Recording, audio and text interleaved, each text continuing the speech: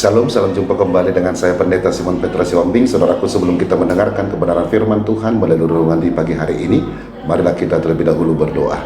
Damai sejahtera Bapa yang melampaui segala akal, itulah yang memelihara hati dan pikiranmu di dalam Kristus Yesus Tuhan kita. Amin.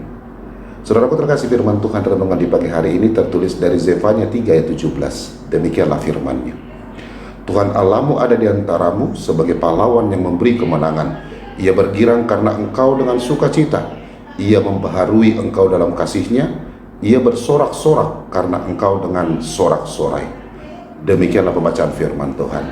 Saudaraku terkasih, ayat firman Tuhan hari ini mengingatkan kita bahwa Allah bukan hanya melihat kita dari jauh, tetapi Dia hadir di tengah-tengah kehidupan kita.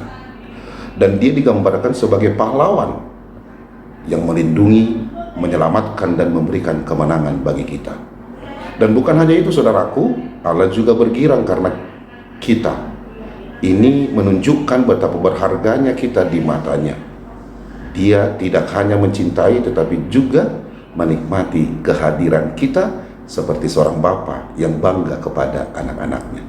Saudaraku terkasih, ketika kita merasa lemah, takut atau sendirian, kita perlu mengingat Tuhan sedang ada di dekat kita, memeluk dengan kasih-Nya dan bersorak-sorai atas hidup kita. Untuk itulah saat menghadapi masalah, ingat bahwa Tuhan lebih besar dari pergumulan kita. Dan jangan pernah merasa tidak berharga. Kita adalah sukacita hati Tuhan. Belajar untuk bersyukur dan hidup dekat dengannya setiap hari. Amin. Marilah kita berdoa. Bapa dalam surga, terima kasih Tuhan untuk firman-Mu. Benar ya Tuhan, Engkau adalah pahlawan bagi kami yang senantiasa melindungi kami, memberkati kami dan menjagai kami. Berkati kami senantiasa di tengah-tengah keluarga kami, pekerjaan kami dan pelayanan kami. Dan jika ada dan antara jemaat-Mu yang mengalami sakit penyakit, Tuhan yang memberikan kesembuhan bagi mereka.